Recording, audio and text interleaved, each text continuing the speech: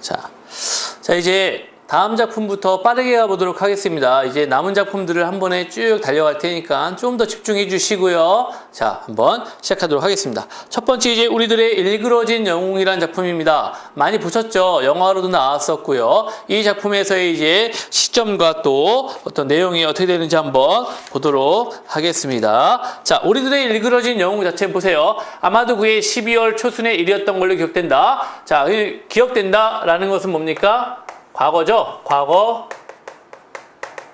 회상의 기법을 사용하고 있다는 겁니다. 일제고사를 친 날이었는데 시험을 공정하게 보인다는 뜻에서 이례적으로 자리를 막 뒤섞는 바람에 내 곁에는 1인칭 시험입니다. 박원화라는 공부 잘하는 아이가 앉게 되었다. 여러 과목 중에서도 특히 산수가 뛰어난 아이로 석대와 가깝기로도 10손가락 아래 들었다. 언제나 산수가 모자라 국장인 내게는 언제나냐 언제나겠죠. 오타네요. 자, 내게는 그 아이가 내 곁에 앉은 게 든든하게 느껴졌다. 그런데 2시간째 산수 시험 기간이 되어 나는 우연히 방언아가 이상한 짓을 하는 것을 보게 되었다. 이상한지. 자, 응용 문제 하나가 막힌 내가 꼭 컨닝을 하겠다는 뜻에서라기보다는 그 애는 답을 썼나 안 썼나가 궁금해 힐끗 훔쳐보니 이미 답안지를 다 채운 그 애가 이름을 지우개로 지우고 있었다. 자, 그 애가 이름을 지우개로 지우고 있었다가 이상한 행동이겠죠. 나는 문득 수상쩍은 느낌이 들었다. 답이야 지웠다 새로 쓰는 수도 있지만 자기 이름을 잘못 써서 지우는 수가 없었기 때문이었다. 자, 그러면 첫 번째 이 부분에서는 서술 부분에 나가 나오고요. 나가 지금 보면은 박원아 라는 아이의 행동을 뭐하고 있습니까? 묘사하고 있죠. 그렇다는 것은 자, 내가 내 이야기 아닌 남의 이야기 위주로 하고 있다라고 봤을 때 얘는 자, 1인칭 관찰자 시험으로 보겠죠. 자, 넘겨주세요. 너 아까 뭐랬니? 쉬는 시간이 되자 나는 박원아에게 가만히 물어봤다. 원아가 비실비실 웃으며 대답했다. 이번에는 산수가 내 차례였어. 산수가 네 차례라니 간이가 아니라 아니겠죠? 그럼 다른 과목도 누가 그러는 거야? 나는 놀랍고도 어이없어 다시 그렇게 물었다. 박원아가 잠깐 사방을 둘러보더니 소리를 낮춰 말했다. 몰랐어? 지난 시간 국어시험은 아마도 황용수가 했을걸? 뭐야? 그럼 너희들은 엄석대의 점수를 받는 거지 뭐. 너는 미술을 대신 그려주니까 눈치를 봐서 2장을 그려내면 되지만 시험은 그게 안 되잖아. 석대하고 점수를 바꾸는 수밖에. 자, 여기에서 이제 이 부분이 이제 그 석대라는 친구, 엄석대라는 친구의 비리를 드러내는 부분이죠. 자, 이번에는 뭐였습니까? 바로 대화를 통해서 엄석대의 비리가 밝혀지는 장면입니다. 맞죠? 자, 다음 페이지요. 그제서야 나는 엄석대가 그토록 놀라운 평균 점수를 얻어내는 비결을 알아차렸다. 내가 별 생각 없이 그려준 그림도 사실은 석대의 전 과목 수를 돕고 있었다는 것도. 자, 중략되고요. 거기서 나는 다시 아이들을 돌아보았다.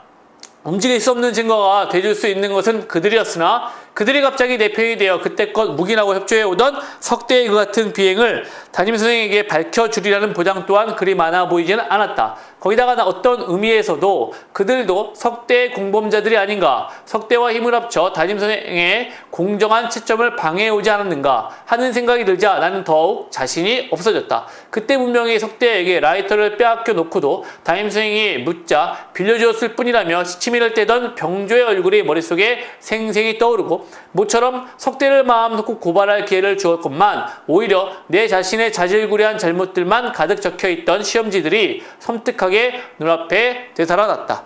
마지막 성적에 있어서도 석대가 그런 식으로 계속 다른 아이들의 발목을 잡아주는 게 내게 유리할 수도 있었다. 1등을 넘보지 않는 한 2등은 그리 힘들이지 않고도 내 차지가 될 것이기 때문이었다. 자, 여기서는요 전체가 다 서술입니다.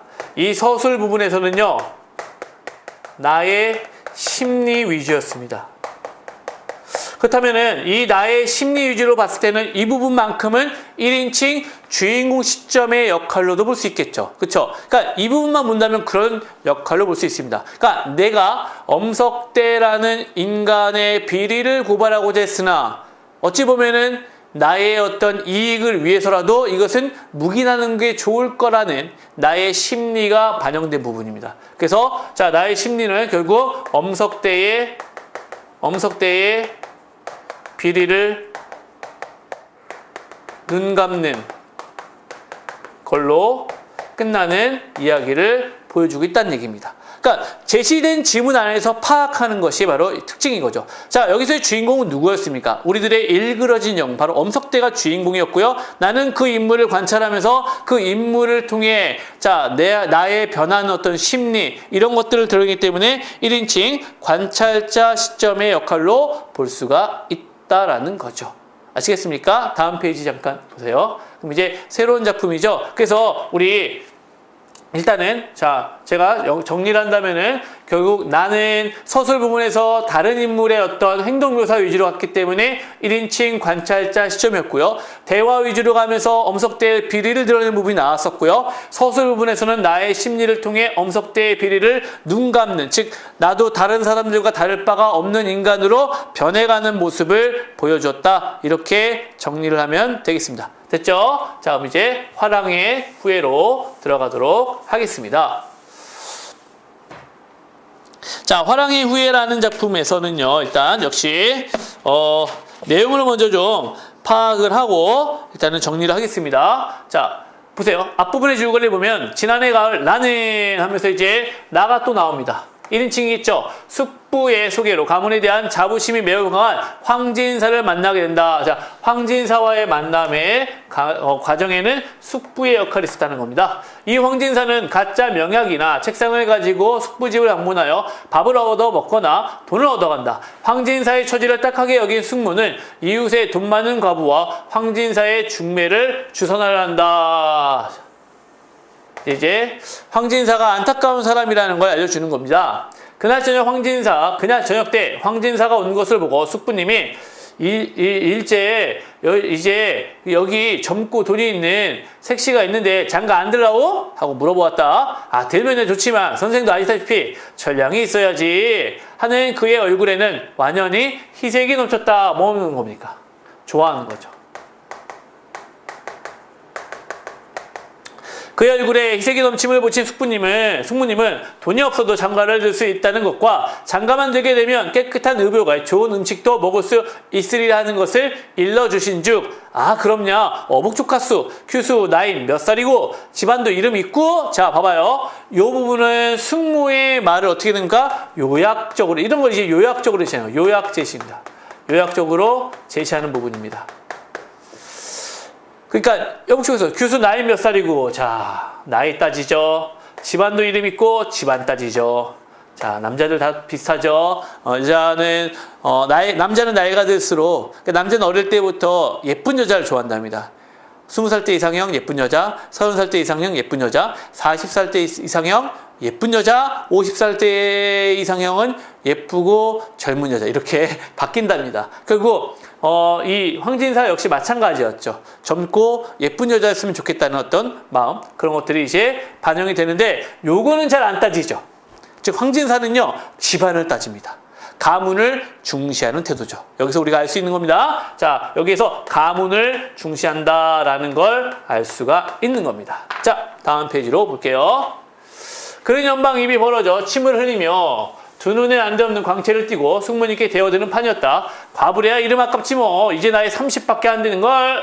숙모님도 신명이 나는 모양으로 이렇게 자, 자랑삼아 말한즉 황진사는 갑자기 낯빛이 획 변해지며, 자, 갑자기 낯빛이 획 변해졌어요. 이유는 뭐였습니까? 과부라는 것이 걸리는 거죠.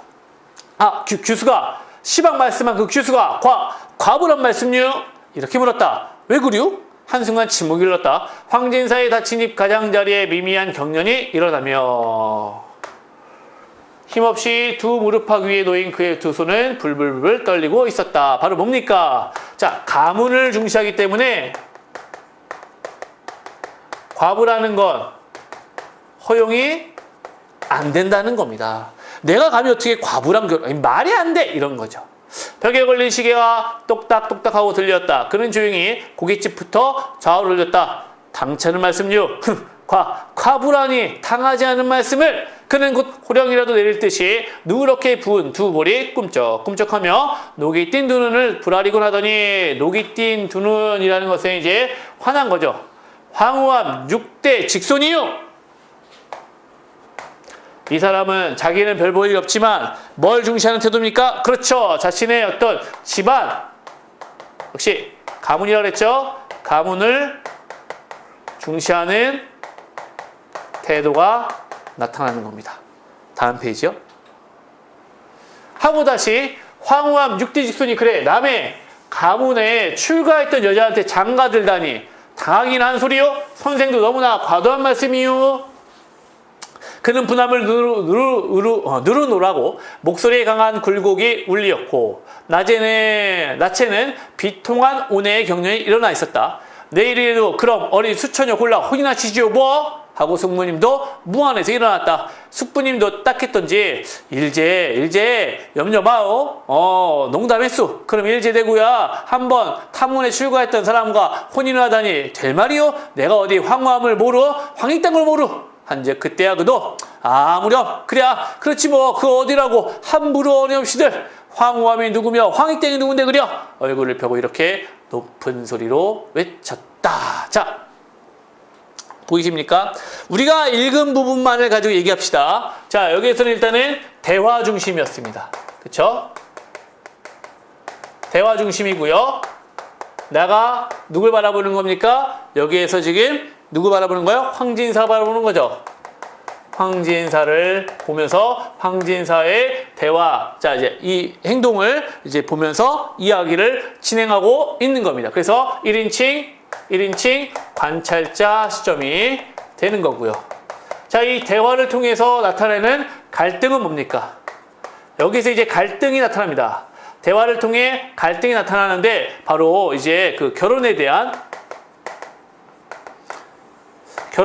이제 입장 차이죠. 바로 숙부님과 숙모님은, 자, 사실 숙부님은 이제 마지막에는 그렇게 얘기하지 않았지만, 숙모님은 이 결혼에 대해서 뭐라고 생각해요? 과부라도 돈 있으면 그만. 이런 마음입니다.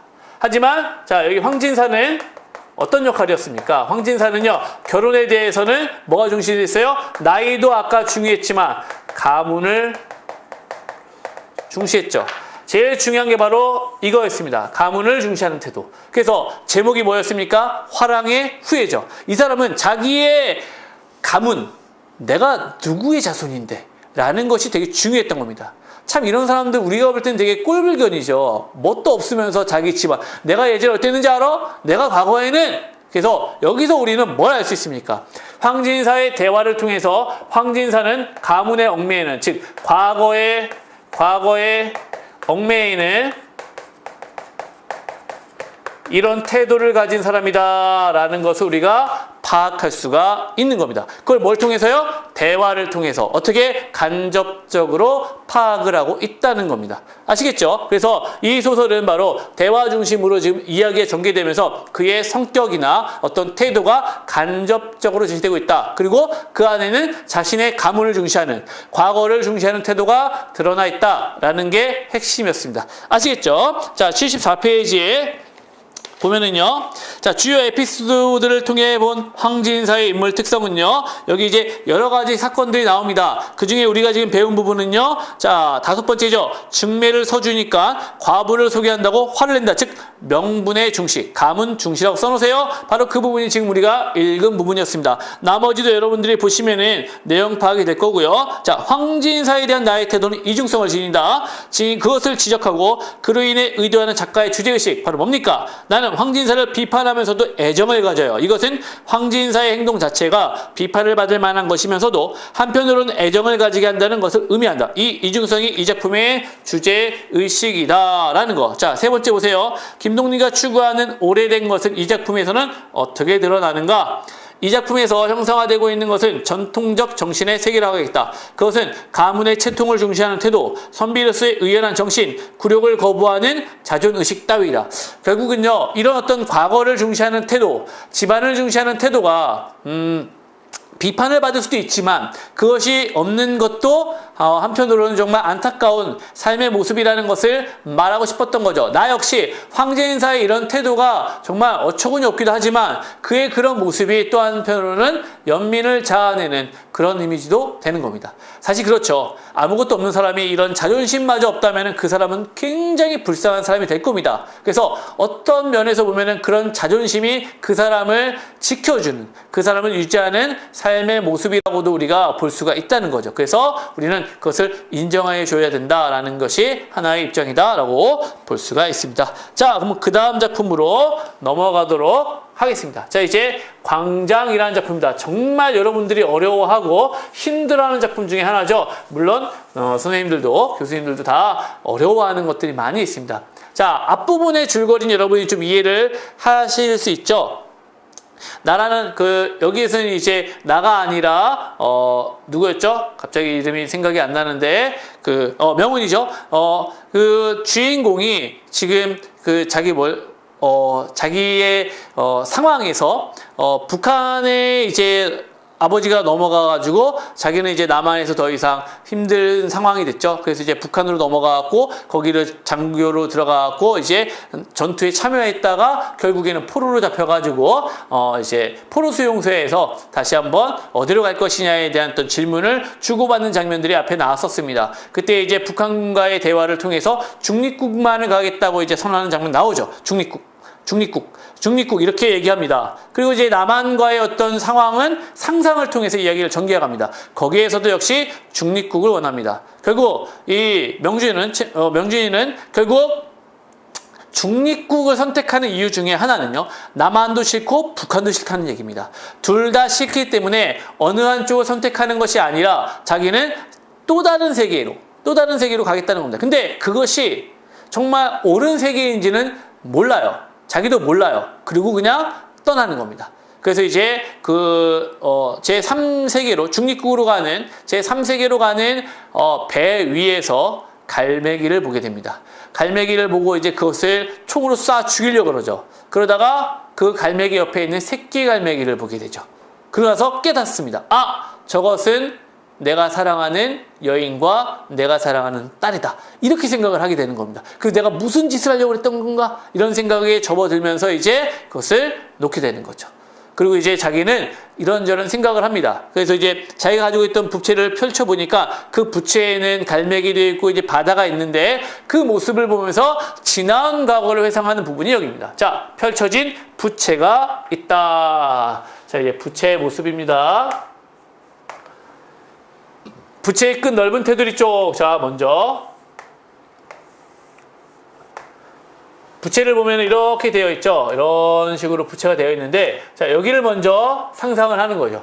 철학과 학생 이명준이 걸어간다. 자, 철학과 학생 이명준. 첫 번째 회상의 장면입니다. 철학과 학생 이명준이 걸어갑니다. 가을이다. 겨드랑이에 낀 대학 신문을 꺼내 들여다본다. 약간 자랑스러운 듯이 여자를 깔보진 않아도 알 수 없는 동물이라고 여기고 있다. 자, 여자에 대해서 별로 관심이 없었다는 얘기입니다. 책을 모으고 미라를 구경하러 다닌다. 정치는 경멸한다. 경멸이 실은 강한 관심과 아버지 일 때문에 그런 모양으로 나타난 것인 줄은 모르고 있다. 다음에 부채 안쪽 좀 더 좁은 너비에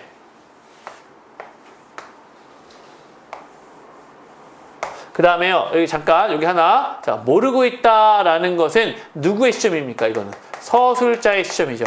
그래서 이거는 전지적 작가 시점이죠. 서술자는 모든 걸 알고 있잖아요. 그러니까 전지적 작가 시점으로 이야기가 전개된다는 걸 알 수 있죠. 자, 좁은 위에 바다가 보이는 분지가 있다. 거기서 보면 갈매기가 날 찾고 있다. 윤회에게 말하고 있다. 자, 윤회가 나옵니다. 윤회 날 믿어줘. 알몸으로 날 믿어줘.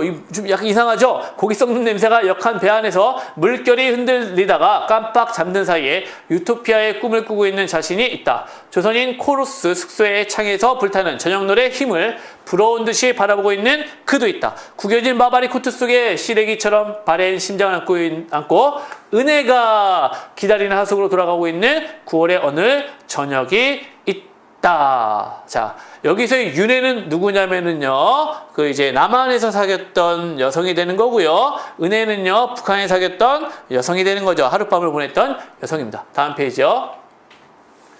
그의 삶의 터는 부채꼴 넓은 데서 점점 안으로 오므라들고, 자, 부채꼴 넓은 데서 점점 안으로 오므라들고 있었다. 마지막으로 은혜와 둘이 앉고 뒹굴던 둥굴이 그 부채꼴 위에 있다. 사람이 앉고 뒹구는 목숨의 꿈이 다르지 않으니 어디선가 그런 소리도 들렸다. 그는 지금 부채의 사북자리에 서 있다. 사북자리. 삶의 광장은 좁아지다 못해 끝내 그의 두 발바닥이 차지 않는 넓이가 되고 말았다. 자, 이제는 모르는 나라, 아무도 자기를 알리 없는 먼 나라로 가서 전혀 새 사람이 되기 위해 이 배를 탔다. 사람은 모르는 사람들 사이에서는 자기 성격까지도 마음대로 골라잡을 수도 있다고 믿는다. 성격을 골라잡다니 모든 일이 잘 될 터이었다. 다만 한 가지만 없었다면 그는 두 마리 새들을 방금까지 알아보지 못한 것이었다. 자, 두 마리 새 아까 얘기했죠? 무덤 속에서 몸을 푼 여자, 은혜입니다. 은혜.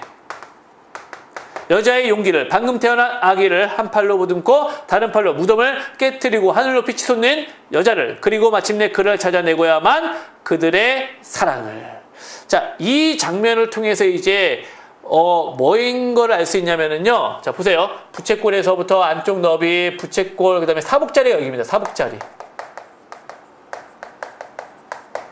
자, 이 장면은요. 부채의 모습을 통해서 지난 과거를 회상하면서 현재의 위치까지 옵니다. 근데 이 과정이요. 지난 과거에서 현재 위치까지 올 때 부채의 폭이 좁아지는 것처럼, 그러니까 자신의 현재 위치도 더 이상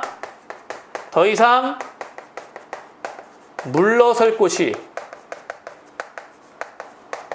없는 삶이라는 걸 말하고 싶은 겁니다.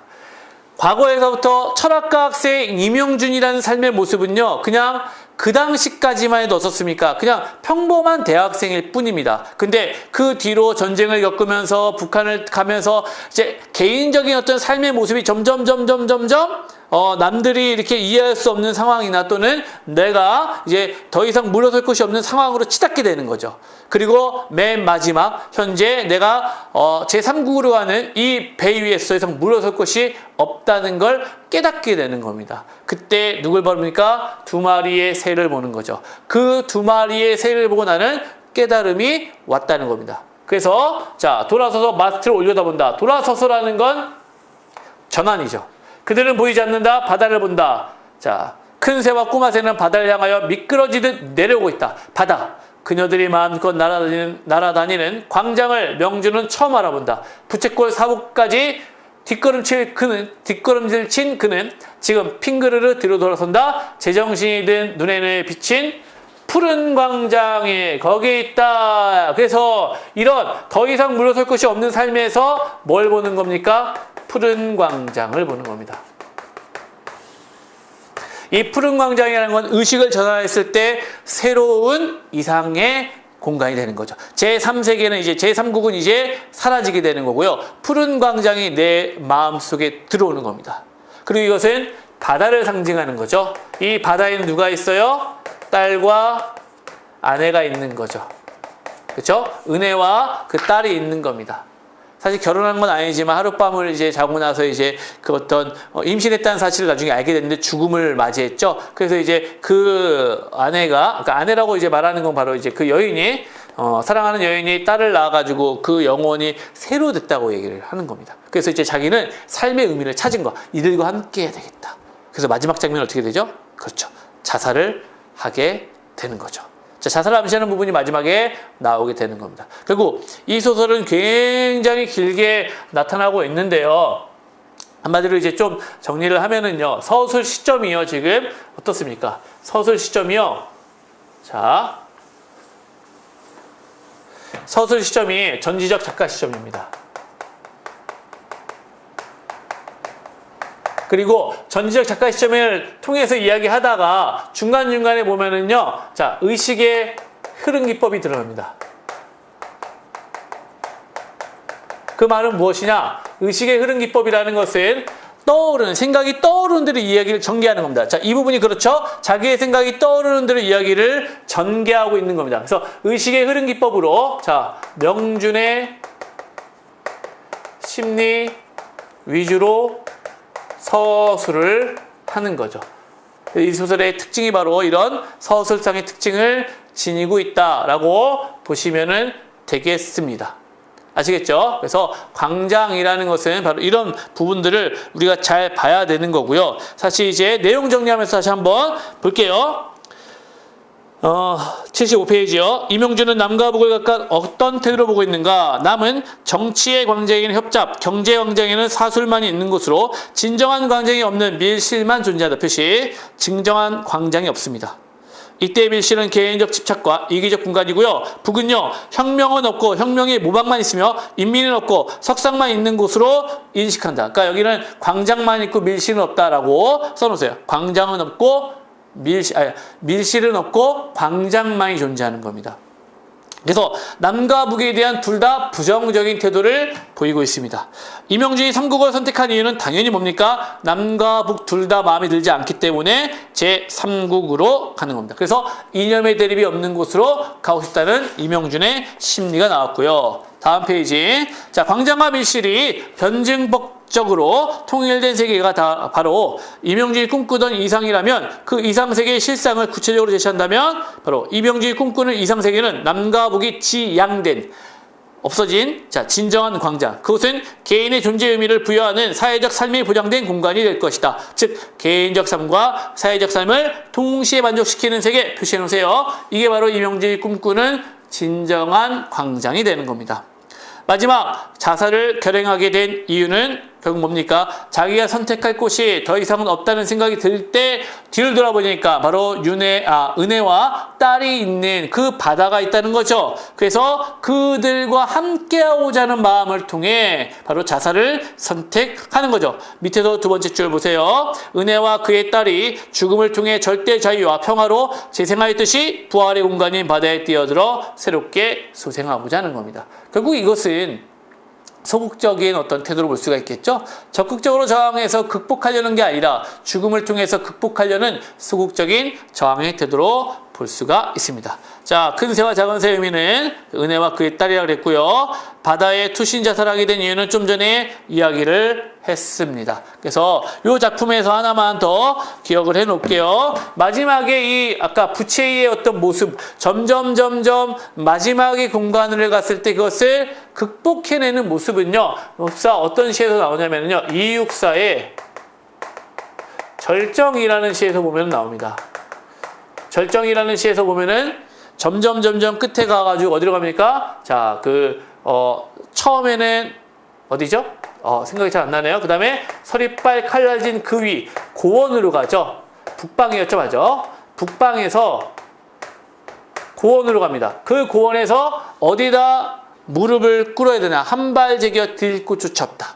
이러면 눈 감아 생각해 볼 밖에 하면서 겨울은 강철로 된 무지개인가 보다 하면서 이야기를 끝내죠. 그러니까 이 부분이 얘는 푸린광장으로 인식하는 것과 유사한 겁니다. 아시겠죠? 고원이라고 보는 것이 바로 어디입니까? 사북자리로 인식을 하면 되겠고요. 이렇게 우리가 같이 이해를 할 수가 있습니다. 자, 그럼 이제 이렇게 우리는 정리를 좀 하고요. 다음 작품으로 넘어가도록 하겠습니다. 자, 3대입니다. 3대. 3대는 굉장히 긴 장편 소설이죠. 이거는 뭐 여러 번 나와도 더 이상 할 말이 없는 그만큼 나올 때마다 새로운 지문이 나오는 그런 부분인데요. 자, 이 3대에서는요. 이 부분을 제가 일단은 해놨습니다. 이제 아들과 아버지의 어떤 갈등을 드러내는 부분인데 한번 보도록 할게요. 너 어째 왔냐? 오늘은 예배당에 안 가는 날이냐? 표시할게요. 예배당에 안 가는 날이냐? 할 때는 이 궁금해서 묻는 게 아니라 바로 기독교에 대한 반감입니다. 자식이 기독교 사상에 빠져 있는 것에 대한 반감입니다. 아버지는 유교 사상이었죠. 자, 영감은 얼굴이 발끈치에 올라오며 윗목에 숙이고 섰는 아들을 쏘아본다. 어서 가거라. 여기는 너 올 때가 아니야. 이 자식아. 나이 50줄에 든 놈이 젊은 것들을 앞에 놓고 철딱서니 없이 무엇이 어쩌고저째? 조상을 꾸었어? 꾸어온 조상은 자기네 자손만 도와? 배우지 못한 자식. 이 배우지 못한 자식을 얘기하는 겁니다. 그러니까 밖에서 이야기를 지금 듣고 들어온 거예요. 영감은 금시로 숨이 넘어가려는 사람처럼 헐떡거리며 벌건 목에 푸른 힘줄이 벌렁거린다. 자, 영감, 상훈. 자, 이런 식으로 보니까 이 이야기는, 이 소설은 또 역시 뭡니까? 나가 나오는 게 아니죠. 그래서 전지적 작가 시점으로 볼 수가 있습니다. 너도 내가 낳아놓은 자식이면야 사람이겠구나. 부모의 혈육을 타고났으면 조상은 알겠구나. 가서 자 젊은이들이 주책 없는 소리를 하더라도 꾸짖고 가르쳐야 할 것이 대려 철부지만도 못한 소리를 텅텅하니 이게 지방이 되려고 이러는 거란 말이냐 안 되려고 이러는 거란 말이냐. 다음 페이지요. 아니에요. 그런 말씀이 아니에요. 자, 이제 계속 싸우고 있다가 좀 이제 중략됐는데 이제 옆에서 말리는 겁니다. 더 이상 싸우지 말라고. 아저씨께서 잘못 들으셨나 보이다. 창훈이는 속으로 시원하다고 생각하면서도. 자, 이 부분을 보면은 이 말리는 사람은요, 지금 오히려 뭐 하는 거예요? 염장을 지르는 겁니다. 예. 진심으로 말린다기보다는요, 둘이 싸움을 구경하면서 속으로 막 시원해 하는 거야. 예? 인사치레를 한마디 하였다? 잘못했다니? 내가 이롱증이 있단 말이냐? 아, 그만해주세요. 상훈군도 달래 그랬겠습니까? 이 전화 한 통에 꿈쩍하면 돈이니까 그것을 걱정해서 그러는 것이죠. 자, 좀 전까지는 이제 돈에 대한 이야기가 나오진 않았습니다. 하지만 이 창훈이가요, 은근슬쩍 돈 이야기로 핵심을 돌려버리는 거예요. 그것이 솔직히 갈등의 핵심이었거든요. 두 사람의. 창훈이는 이렇게도 변명을 해줬다. 그러나 상훈이로서는 때리는 사람보다 말리는 사람이 더 미웠다. 자, 창훈이가 밉다는 얘기죠. 누가 돈 쓰는 것을 아랑곳하랬나? 누가 저더러 돈을 쓰라니 걱정인가? 내 돈 가지고 내가 어떻게 쓰든지. 아버님께서 하시는 일에 조금 뜸하여지며 부친이 쌈지를 풀어서 담배를 담는 동안에 상훈이 나직히 말할 거였다. 돈 쓰신다고만 하는 것도 아닙니다만 어쨌든 공연한 일을 만들어내는 사람들이 첫째 잘못이란 말씀입니다. 자, 은근슬쩍 창훈이를 비꼬는 겁니다. 그러니까 이제 이 자꾸 족보 사업을 하면서 돈을 이렇게 끄집어냈던 인물이 창훈이거든요. 그러니까 이걸 알고 있는 상훈은 이렇게 조금 아버지를 꼬드겨가지고 이렇게 돈을 끄집어내는 이런 사람들에 대한 원망이 담겨 있는 겁니다. 뭐야 어째 공연한 일이란 말이냐. 부친어기는 좀 낮춰졌다 표시할게요. 넘겨보세요. 대동보석만 하더라도 족보한길에 50원씩으로 메웠다 하니 그 50원씩을 꼭꼭 수봉하면 무엇하자고 3, 4천 원이 가외로 들었습니까? 자, 이걸 알고요. 3, 4천 원은 누가 3, 4천 원을 썼다든? 자, 비밀입니다. 비밀. 즉 알고 싶지 않던 비밀인데 이 비밀이 탄로가 나는 겁니다. 아들이 빵 터트린 거예요. 그러니까 영감은 자 여기서 보세요. 그러면은 누구의 심리입니까?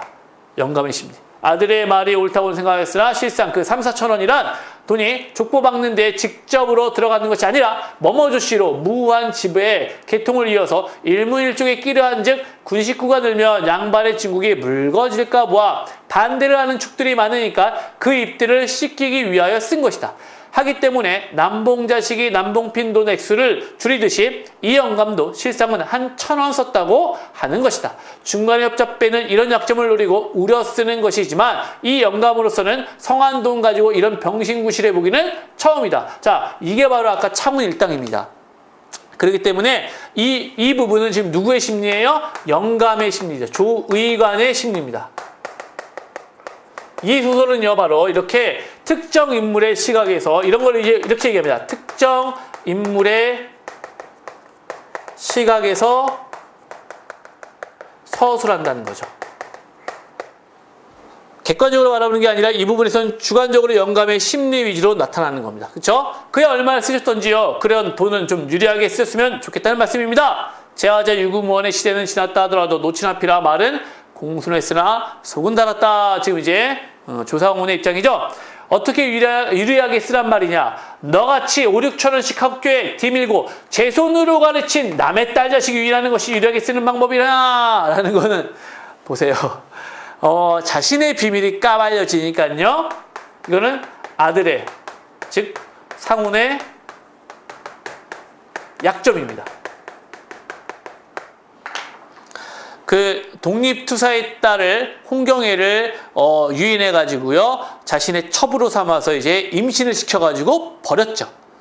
그런 아주 나쁜 어떤 인물입니다. 조상우는요. 그러니까 겉으로는 이제 학교에다가 돈을 들이밀면서 이렇게 겉으로는 기독교 사상의 장로까지 하면서요. 사회 사업을 좀 많이 합니다. 그러니까 겉으로는 총망맞는 인물이지만 속으로 뒤로는 뭡니까? 독립군의 딸. 그러니까 독립군에게 돈을 대주면서 그 딸을 유인해가지고 그 딸을 임시시키는 아주 나쁜 인물이죠. 그것을 다른 사람은 잘 모르지만 아버지는 알고 있었죠. 근데 아들이니까 말하지 않고 있다가 자신의 어떤 비밀을 폭로하니까 아버지도 자신의 비밀을. 그러니까 주변에 이제 막 친척들 다 모여있는 데서 빵 터뜨리는 겁니다. 되게 당황스럽겠죠. 그렇죠? 다음 페이지요. 아까부터 상훈의 말에 화롯가에 앉아서 폭탄발을 만지는 것 같아서 위태위태하더니 겨우 간정되려던 영감의 감정이 또 불을 붙여놓고 말았다. 상훈이는 표시해볼게요. 자, 여기서 이제 누구의 심리입니까? 상훈이 심리입니다. 어이가 없어서 얼굴이 빨개진다. 부친의 소실 수원집과 경의 모녀와는 공교에도 한 고향이다. 처음에는 감쪽같이 속여왔으나 수원집만은 연줄연줄이 닿아서 경의 모녀의 코빼기라도 못 보았건만은 소문을 뻔히 알고 따라서 아이를 낳은 뒤에는 집안에서 다 알게 되었던 것이다. 덕기 자신부터 수원집의 입에서 대강 들어 안 것이다. 그러나 상훈이 내외끼리 몇 번 싸움질이 있은 외에는 노영감님도 이때껏 눈 감아버린 것이요. 경애가 들어있는 북미 창정 그 집에 대하여도 부친이 체근한 일은 없는 것이라서 지금 조인광자중에서, 그러니까 조인광자중이라는 건 이제 식구들이 모이는 곳에서 아들에게 대하여 학교에서 돈 쓰고 제 손으로 가르친 남의 딸 위인하였다는 말을 터놓고 하는 것을 들으니 아무리 부친이 홧김에한 말이라 하여도 듣기에는 괴는 좋고 부자가 아니라 너무 야속하였다. 누구의 심리예요? 여기는요. 상훈의 심리 위주입니다.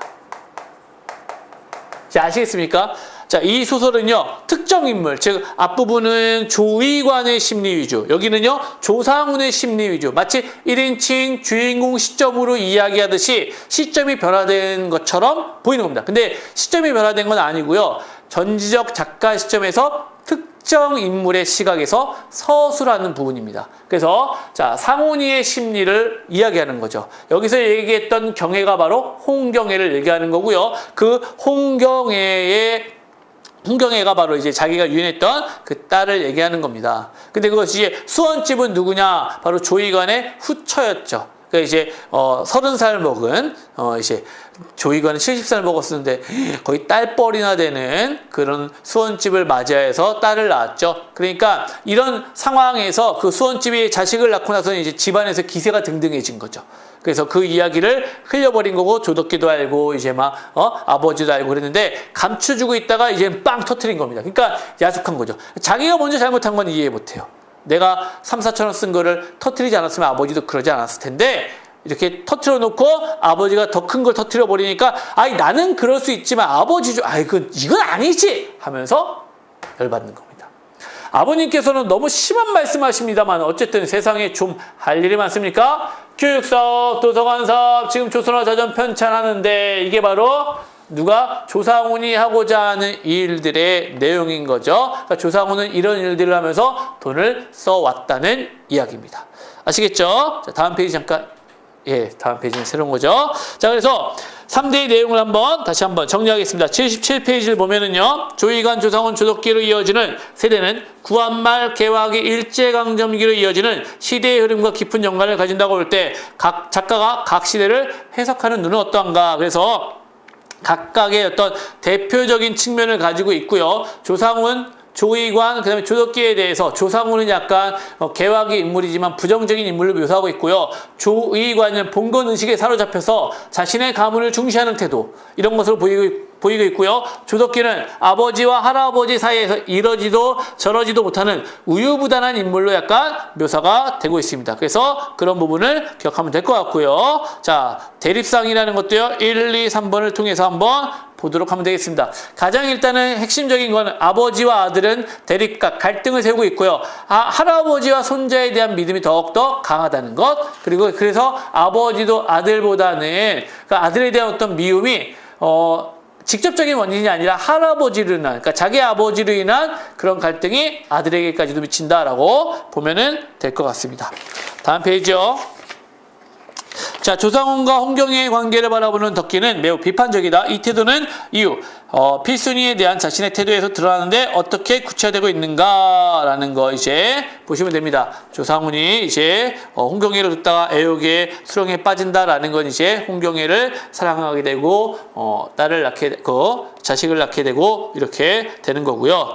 자, 밑에 이제 문제 4번에 돈, 5번에 이제 사상적인 측면, 6번에 가족사 소설과 함께 리얼리즘의 최고봉으로 평가된다라고 했을 때 그 내용을 한번 정리해서 보도록 하시기 바랍니다. 그러니까 이제 소설 내용이 길기 때문에 이렇게 정리가 되어 있는데요. 이런 부분들을 한번 읽어보시고요. 제가 일단은 읽는 부분에서 포인트를 알려준 겁니다. 이 소설은 아까 뭐였어요? 그렇죠. 대화 위주로서 대화를 통해서 인물들의 심리를 나타내고 있고요. 그 다음에 서술 부분에서는 특정 인물의 시각에서 심리를 자세하게 묘사하는 게 특징이었다는 걸 기억하면 됩니다. 두 가지 포인트를 내가 얘기한 겁니다. 전지적 작가 시점으로서 특정 인물의 시각에서 서술하는 것, 대화를 통해서 인물들 간의 갈등을 보여주고 있다는 것, 이렇게 기억을 하세요.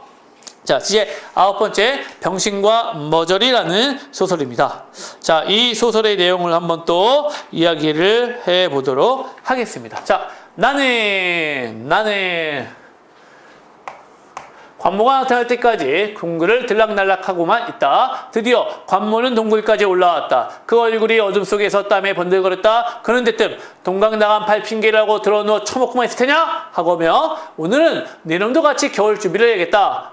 면서 김일병을 일으켜 끌고 동굴을 나간다. 자, 김일병, 관모, 3명의 인물이 등장합니다. 내가 불현듯 관모의 팔을 붙잡는다. 관모가 독살스러운 눈으로 나를 쏘아본다. 나는 아무 말도 못하고 고개를 떨어뜨린다. 넌 구경이나 하고 있어. 타이르듯 낮게 말하고 관모는 김일병을 앞세우며 산을 내려간다. 말끝에서 나는 이 참새 가슴아 하고 말하고 싶어하는 관모의 소리를 들은 듯 싶었다. 자, 중략되고요. 조금 뒤에 골짜기에서 한 발의 총소리가 정막을 깼다. 그 소리는 골짜기를 한 바퀴 돌고 난 다음 남쪽 산등성이로 긴 꼬리를 끌며 사라져갔다. 나는 비로소 잠에서 깨어난 듯 깜짝 놀란다.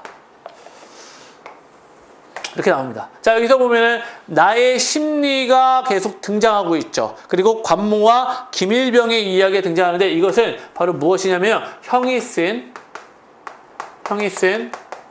소설 내용입니다. 그럼 이 소설 내용이 나타난다는 건 바로 액자식 구성이라는 거고요. 액자식 구성이고요. 여기에서 내화에 속하는 겁니다. 그리고 이 내화는요, 1인칭 주인공 시점입니다. 왜? 형이 이제 주인공으로 나타나는 거니까 1인칭 주인공 시점이 되는 겁니다. 아시겠죠? 여기서 1인칭 자신의 심리를 드러내고 있기 때문에 1인칭 주인공 시점으로 볼 수 있습니다. 자, 다음 페이지요. 형이 벌떡 몸을 일으키는 체하며 호령을 했다. 기껏해야 김일병이나 죽인 주제에 이만원 이걸 못 읽고 있었지. 불쌍한 김일병을 그 아가씨가 널 싫어하는 건 너무 당연했어. 자, 불쌍한 김일병을 점점점점.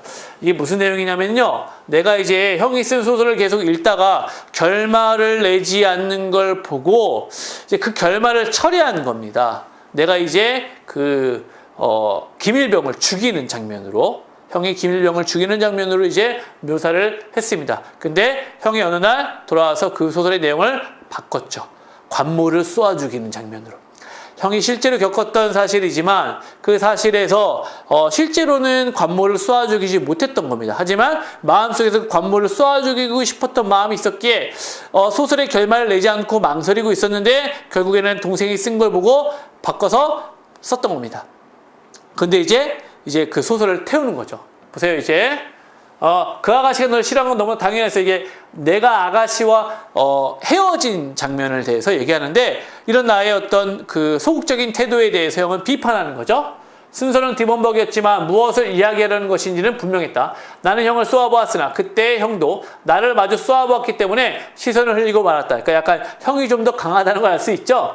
형은 눈으로 나를 쏘아본 채 한 손으로는 계속 원고를 뜯어 불에 놓고 있었다. 임마, 넌 머저리 병신이다, 알았어? 형이 또 소리를 꽥 질렀다. 그리고 그것은 지극히 당연한 말이었다는 듯이 머리를 두어 번 끄덕이고서는 나서는 그런데 말이야. 갑자기 장난스럽게 손짓을 했다. 형은 손에서 원고 뭉치를 떨어뜨리고 나의 귀를 잡아 끌었다. 술 냄새가 호흡을 타고 내장까지 스며들 것 같았다. 술 냄새. 형은요 지금 어떤 상황에서 술을 많이 먹고 들어온 겁니다. 굉장히 이제 심리가 괴롭다라는 걸 알 수 있겠죠. 형은 아주머니까지도 들어서는 안 될 이야기나 된 것처럼 귀라 입을 내고 가만히 속삭이는 것이었다. 자, 다음 페이지요. 끝났네요. 제가 뒷페이지를 연결 안 했네요. 자, 그럼 다시 한번 앞 페이지로 넘어가서요. 자, 요 속삭이는 내용이 뭐였냐면은요, 이제 그 상황에 대해서 이제 이야기를 하는데요. 결국 형은요, 이 소설을 태우는 이유가 있었습니다. 바로 어느 이제 모임에 갔을 때 살아있는 관모를 본 거예요. 소설 내용에서 관모를 죽였지만 관모는 현재 살아있었고 자기 자신이 관모를 보자마자 경직되고 바들바들 떨었던 겁니다.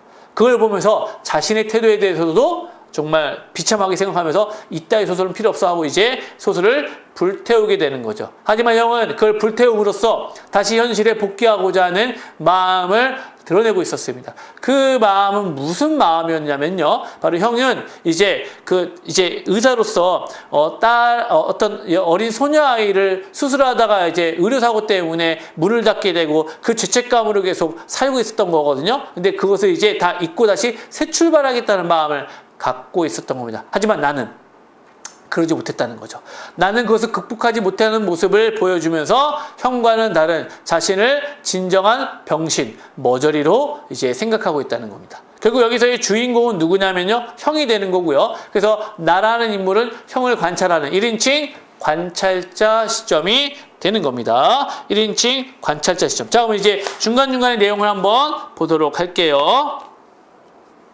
자, 얼굴의 상징적 의미는 바로 화가의 정체성을 의미하는 거고요. 그 다음에 나는 형이 소설에 채워넣은 이야기와 형이 채운 것과는 어떤 차이가 있는가 했을 때, 자, 김일병은 관모에 의해 죽을 운명에 처해 있다. 김일병의 운명은 오직 관모에게 달려 있는데, 자, 형과 나는 차이를 가져요. 화자는 김일병이 어차피 죽게 되어 있다면 그 죽음의 공포를 조금이나마 덜어주기 위해 죽여주는 것이 낫다고 판단한다. 그러나 형은 관모를 죽이는 것으로 결정한다라는 겁니다. 그래서 이제 약간 차이를 보이겠죠. 나는 그러니까 이제 약자를 죽이는 거고요. 형은 강자를 죽이는 걸로 나타나는 겁니다. 다음 페이지. 거지 소녀의 발을 밟고 지나간 일로 유추할 수 있는 형의 심리 상태는 무엇인가? 형은 고통을 그보다 더한 잔인성으로 극복하고자 한다. 관모를 죽이는 소설을 쓰면서 뛰어넘으려 하는 것과 같은 태도이다. 거지 소녀에게 면민을 바치기는커녕 그 손을 발로 밟고 지나감으로써 스스로 잔인성을 키우는 것이다.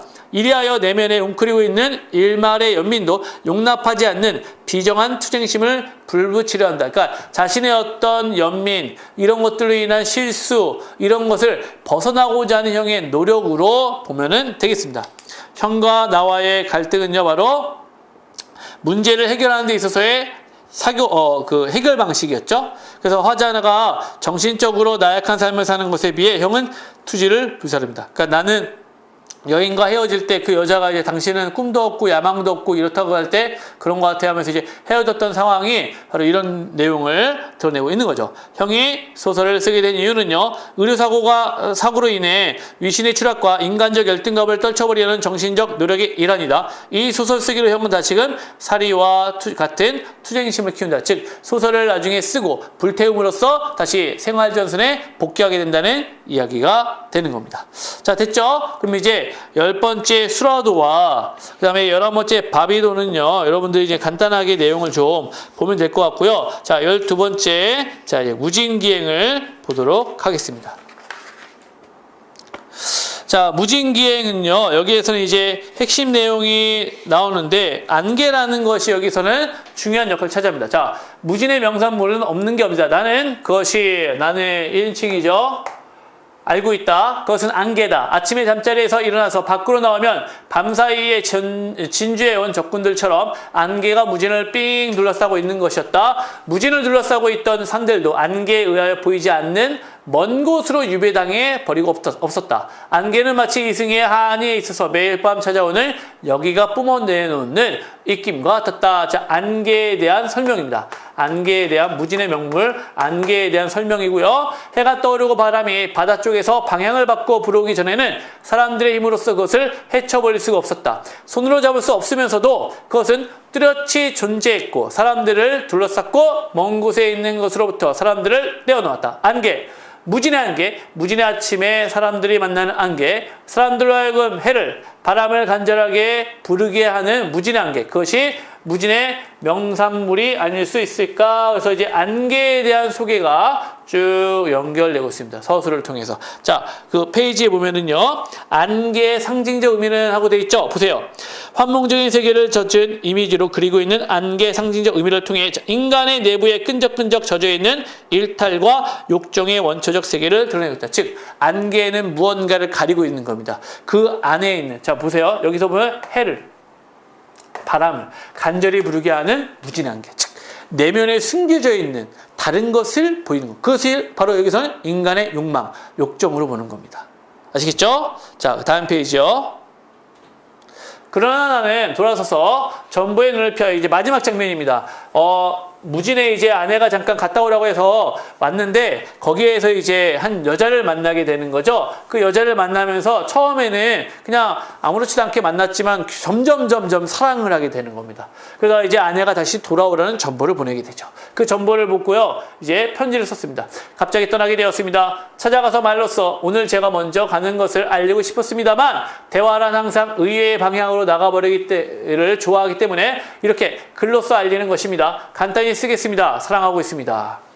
진정으로 이제 사랑하는 겁니다. 왜냐하면 당신은 제 자신이기 때문에 적어도 제가 어렴풋이나마 사랑하고 있는 옛날의 저의 모습이기 때문입니다. 자, 한마디로 무진에서 떠나고자 하는 이 여인의 모습을 통해서 자기를 발견하는 거고 연민을 느끼고 사랑에 빠지게 된 겁니다. 저는 옛날의 저를 오늘의 저로 끌어놓기 위하여 있는 힘을 다할 작정입니다. 저를 믿어주십시오. 그리고 서울에서 준비가 되는 대로 소식을 드리면 당신은 무진을 떠나서 제게 와주십시오. 우리는 아마 행복할 수 있을 것입니다. 쓰고 나서 나는 그 편지를 읽어봤다. 또 한 번 읽어봤다. 그리고 찢어버렸다. 뭡니까?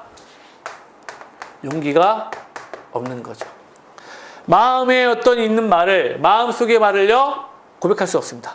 덜컹거리며 달리는 버스 속에서 나는 어디쯤에선가 길가에 세워진 하얀 팻말을 보았다. 거기에는 선명한 검은 글씨로 당신은 무진음을 떠나고 있습니다. 안녕히 가십시오라고 쓰여 있었다. 나는 심한 부끄러움을 느꼈다. 자, 이 심리를 한번 볼게요. 어디냐면은요, 자, 83페이지예요. 3번 보세요. 유이중이 무진을 떠나면서 심한 부끄러움을 느낀 이유는 유이중은 이중성을 지니고 있다. 그가 무진에서 자기 정체성을 확인하고 그런 삶에 빠지지만 결국 서울로 향하고 만다. 무진을 관념으로 보지 않고 진실을 체험하지 않는 한 언제든 서울로 가게 되어 있다. 그 사실을 자신은 안다. 서울은 무진에서보다 자신의 안락을 제공할 요소가 많은 곳이다. 결국 서울에 힘을 택한다. 표시할게요. 여기에서 양심의 부끄러움을 느끼는 것입니다. 자, 다른 표현으로 한다면 이겁니다. 무진에 사랑하는 여인을 놔두고 서울을 택하게 된다는 건 진정한 사람보다는 권력의 힘을 택하는 거죠. 아내가 굉장한 권력가죠. 그렇죠? 아버지가 이제 회장님이고 그래서 자기는 서울로 가기만 하면 이제 한 자리를 차지하고 회사 일을 할 수가 있는 겁니다. 그런 권력의 힘을 택하면서 진정한 사랑을 버리게 되는 자신의 모습에 대한 심한 부끄러움. 이게 되는 거겠죠. 드라마에서 많이 나오는 내용이죠. 네. 그래서 이 작품을 토대로 서울과 무진의 상징적 거리의 의미는 바로 그런 의미를 가지고 있습니다. 어떤 것이냐? 자, 밑에 세 번째 줄입니다. 표시. 즉, 서울과 무진은 그의 양면성을 상징하는 공간이다. 진실과 허위의 대립에서 힘이 있는 허위의 세계로 결국 가고 마는 것에서 양자의 거리는 아득해 보인다. 그에게는 아직도 무진은 삶의 터전이 아니라 여행지인 것. 그러니까 가끔 가서 쉬는 곳이지 그것이 삶이 아니라는 겁니다. 하지만 원하는 것은 거기에서의 삶의 모습이겠죠. 그러니까 내면에서 원하는 것을 포기하고 외면에서 요구하는 어떤 권력이나 어떤 편안함 이거를 택하게 된다는 그런 이야기가 되겠습니다. 자, 13번의 구운몽은 이제 고전 소설의 대표작인데 이것은요 따로 하지는 않겠습니다. 너무나 이제 잘 아는 내용이고요. 나중에 나오면은 또 한번 기회가 되면 하고요. 자, 그 여자네 집으로 넘어가도록 하겠습니다. 자, 그 여자네 집은요, 일단은 1인칭 관찰자 시점인데요. 그 안에, 자, 얘는 이제 액자 소설입니다. 액자 소설. 내용을 보세요. 여기에서는 나가 있는지 볼게요. 자, 보세요. 만드기가 떠난 후에도 만드기 나옵니다. 마을 청년들은 앞서거니 뒤서거니 징병 또는 징용을 가는 겁니다. 자, 일제강점기를 나타내는 소재죠. 자, 남자라고는 중늙은이 이상만 남게 되었다. 곱단이 오빠들도 곱단이 나오죠.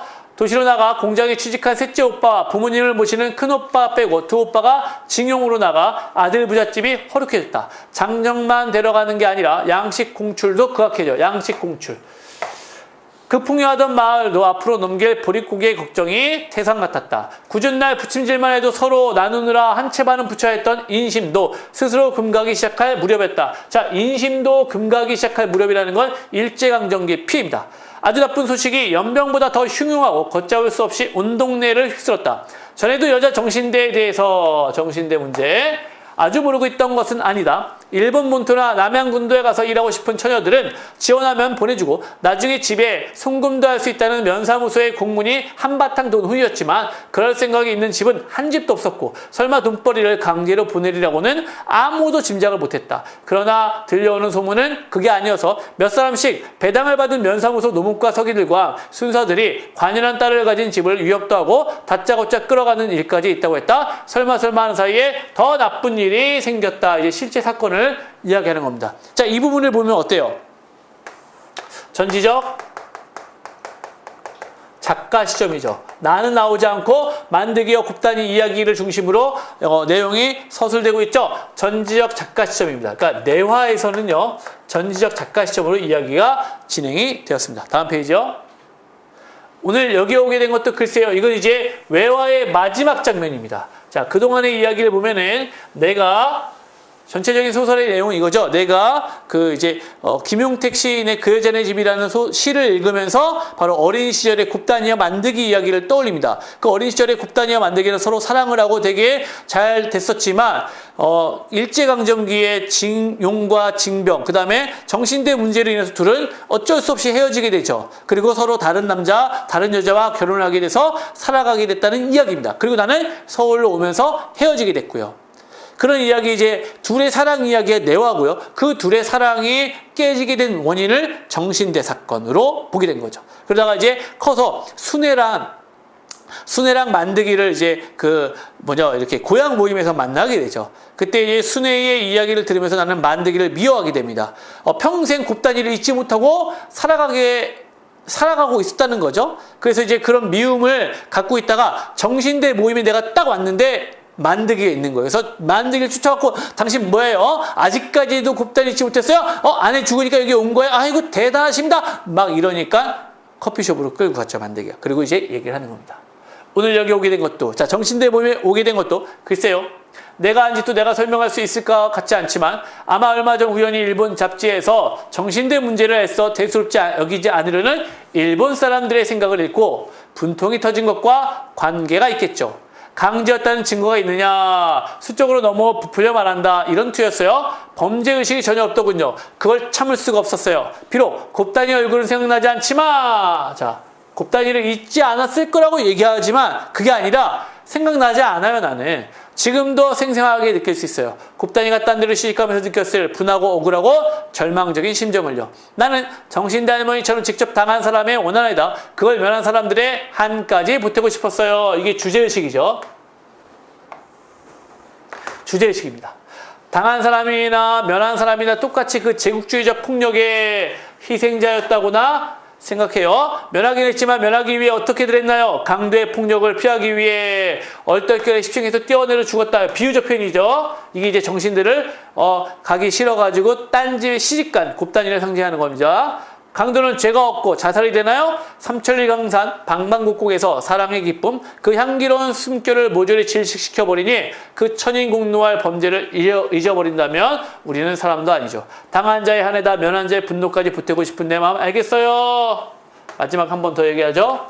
장만들 씨의 눈에 눈물이 그렁해졌다. 자, 곱단이는요, 이게 1인칭 관찰자입니다. 외화가요, 1인칭 관찰자인데요. 나는요, 만드기를 오해하고 있었죠. 근데 그것이 대화를 통해서 오해가 이제 해소가 됩니다. 오해가 풀어지는 거죠. 근데 그냥 해소되는 게 아니라 주제의식까지 나옵니다. 그러니까 이 소설은 그냥 단순하게 만드기와 곱다니의 사랑 이야기로만 끝나는 줄 알았더니 그게 아니라 만드기와 곱다니의 사랑을 통해서 말하고 싶은 건 바로 뭐니? 바로 정신대 문제에 대한 이것에 대한 갈등을 이야기하는 겁니다. 바로 정신대로 인해서 바로 그 일제의 폭력, 이 폭력에 대해서 어떻게 하고 싶다요? 당한 자에 대한 면한 자의 분노까지 보태고 싶은 작가 의식을 드러내는 거죠. 그래서 이 소설은 1인칭 관찰자 시점으로서 주인공인 만드기의 심리를 마지막에 서술하게 됨으로써 그 어떤 주제의식을 드러내는 겁니다. 결국 마지막에 관찰자 시점에서 그 좀 더 주인공 시점의 어떤 느낌을 살리게 하기 위해 그 주인공이 직접 이야기를 하면서 내용을 끝내게 되는 겁니다. 마지막은 그래서 그런 게 됐다고 열린 결말로 마무리를 짓게 되는 것이죠. 자, 요게 이제 그래서 우리의 어떤 민족의 아픔을 드러낸 소설로 볼 수 있습니다. 자, 마지막 한 작품 나왔습니다. 자, 다음 페이지 눈길입니다. 자, 눈길이라는 작품은요, 이청준 씨의 소설이죠. 자, 이것도 1인칭 주인공 시점인데요. 일단은 핵심 내용을 먼저 점검할게요. 이 소설의 형식적 특성, 이거는 넘어가고요. 노인이라 지칭하고 빚이 없다고 말하는 이유는 노인이라는 건 바로 심리적인 거리감을 얘기하는 겁니다. 어머니를 노인이라고 말하는 건 웃기죠. 심리적인 거리감을 드러나는 거고요. 빚이 없다는 것은요, 어떻습니까? 빚이 있다는 겁니다. 나 오늘 괜찮아. 오케이, 나 괜찮아. 이런 거 왜 그러는 거예요? 그렇죠? 그것이 괜찮지 않음을 얘기하는 거죠. 그 다음에 이 소설에서 아내의 성격과 서사적 흐름에서 보이는 역할은 그랬어요. 아내는 남편과 시어머니의 정서적 거리 가운데서 놓인 인물이다. 남편의 시어머니에 대한 거리감을 눈치채고 그 거리를 좁히기 위해 배려하는 인물. 자, 아내는 바로 그 거리감을 좁히기 위한 인물이다. 여기다 표시를 해놓고요. 그 다음에 옥계의 스민 어머니한 옥계의 별표 쳐놓으세요. 옥계의 상징성이라고 하는 겁니다. 옥계는요, 바로 과거의 삶에 투영된 건데요. 어머니에게 있어서는요, 옥계에는 커다란 집에서 살던 자부와 함께 영락한 집안의 비애까지 담겨 있는 거예요. 두 가지를 다 표시해 놓으세요. 그 다음에 아들에 대한 사랑도 있고요. 아픔도 있습니다. 그리고 아들에게 있어서는 옥계가 바로 어머니의 사랑을 느끼게 하는 소재가 되는 겁니다. 마지막 눈길의 상징적 의미는요, 어머니가 혼자서 헤쳐온 험난한 인생길, 그 다음에 아들이 헤쳐나가야 될 고난길 쓰세요. 아들이 헤쳐나가야 될 고난길, 이런 의미가 있습니다. 자, 그럼 이제 눈길을 한번 정리를 하겠습니다. 읽으면서요. 자, 어쨌든 노인은 이제라도 그 집을 새로 짓고 싶어하는 분명했다. 자, 이제 노인의 소망을 들은 겁니다. 내가 아무래도 알 수 없는 일이었다. 아닌 게 아니라 나이를 먹으면 노인들은 모두 어린애가 되어가는 것일까? 노인은 정말로 내게 빚이 없다는 사실을 잊어버리고 만 것일까? 노인의 말처럼 그건 일테면 노망기가 분명했다. 그런 염치도 못 가릴 정도로 노인은 그렇게 늙어버린 것이었다. 하지만 나는 굳이 노인의 그런 노망기를 원망할 필요도 없었다. 문제는 서로 간의 빚의 문제였다. 노인에 대해 빚이 없다는 사실만이 내게는 중요했다. 염치가 없어져서건 노망을 해서건 노인에 대해 내가 갚아야 할 빚만 없으면 그만인 것이다. 자, 어때요? 나의 심리 위주죠. 서술 부분에 나의 심리 위주입니다. 나의 심리에서 강조하는 건 빚이 없다는 걸 강조하고 있습니다. 그쵸? 빚이 있을 리 없지? 절대로! 글쎄 노인도 그걸 알고 있으니까 청면으로는 말을 꺼내지 못하지 않던가 말인가? 어디선가 계속 무덥고 게으른 매미 울음소리. 이거는 객관적 상관물이 되는 거죠. 화자의 불편한 심리가 무덥고 게으른 매무의 울음소리로 나타나는 겁니다. 짜증나죠? 짜증나고 불편하고 무거운 심리가 나타나는 겁니다. 다음 페이지요. 바로 그 옥계 이야기 있다. 옥계. 자, 이 옥계는 이제 이 부분이 방금 앞 페이지보다 좀 앞에 나오는 겁니다. 원래 옥계 이야기를 통해서 17, 18년 전 고등학교 1학년 때였다. 술버릇이 점점 사나워져가던 형이 전답을 팔고 선산을 팔고 마침내는 그 아버지 때부터 살아온 집까지 팔아 넘겼다는 소식이 들려왔다. 그 다음에 자, 이튿날 새벽 K시로 다시 길을 나설 때야 집이 팔린 사실을 시내온 노인의 심정으로는 그날 밤 옥계 한 가지나마 옛집 살림살이의 흔적으로 남겨서 나의 괴로운 잠자리를 위로하고 싶었음이 분명했던 것이다. 옥계는요, 어머니가 나에 대한 배려로 남겨놓은 겁니다. 사랑의 마음인 거죠. 여기서 이제 사랑이라는 걸 알 수 있죠. 그러한 내력이 숨겨져 웃겼다. 떠돌이 살림에 다른 가재 도구가 없어서도 그랬겠지만 이 20년 가까이를 노인이 한사코와 함께 간직해 놓은 옥기였다. 그만큼 또 나를 언제나 불편스럽게 만들어 온 물건이었다. 왜요? 이걸 통해서 나는 계속 어머니의 사랑이 자꾸 떠오르니까 뭔가 갚아야 될 짐처럼 느껴지니까요. 노인에게 빚이 없으면 몇 번씩 스스로 다짐하고 있다가도 옥계만 보면 무슨 액면가 없는 빈문서를 만난 듯 기분이 새삼 꺼름칙스러워지고 나던 물건이었다. 다음 페이지요. 눈길 혼자 돌아다가 보니 자 이제 마지막 장면입니다. 옥계에 대한 이야기도 했고요. 나는 이제 그것을 더 이상 듣고 싶지 않아서 이야기를 방해하고 들어갔다가 이제 집에 가기 전까지 잠만 자면 끝나는데 또 밤에 아내와 노인이 대화를 하고 있죠. 그 대화를 통해서 이제 이야기하는 겁니다. 눈길을 혼자 돌아가다 보니 그 길을 아직도 우리들 말고는 아무도 지나간 사람이 없지 않았겠냐. 눈발이 그친 신장로 눈 위에 저하고 나하고 둘이 걸은 발자국만 나는 이어져 있구나. 어머님은 그 발자국 때문에 아들 생각이 더 간절하셨겠네요. 간절하다 뿐이겠냐. 신장로를 지나고 산길을 들어서도 굽이굽이 돌아온 그 몹쓸 발자국들에 아직도 도란도란 저하고의 목소리나 따뜻한 온기가 남아있는 듯만 싶었지. 산비둘기만 푸드득 날아올라도 저 아그가의 넋시대에 새가 되어 다시 돌아온 듯 놀라지고 나무들이 눈을 쓰고 서 있는 것만 봐도 뒤에서 금세 저 아그 모습이 뛰어날 것만 싶었지요. 하다 보니 나는 굽이굽이 치기만 한 그 살길을 저하고 발자국만 따라 밟고 왔느니라. 내 자석아 너하고 둘이 돌아온 길을 이제는 이 몹쓸 늙은 것 혼자서 너를 보내고 돌아가고 있구나. 눈길에서의 어머니의 심리, 자식에 대한 사랑, 그리고 자식을 떠올리는 매개체 발자국, 산비둘기, 나무들이 되는 거죠. 이러면서 어머니는 그 눈길에서의 자식에 대한 사랑을 드러냅니다. 이걸 들은 나는 뭡니까? 자면서 막 이렇게 울고 있는 거죠. 그때 아마 아내가 깨워서 일어나라고 하지만 일어나지 않고 어머니는 끝까지 담담하게 자신의 이야기를 나타내면서 우리 독자는 뭘 느끼는 겁니까? 바로 이 눈길에서 어머니의 사랑을 느낄 수가 있었던 겁니다.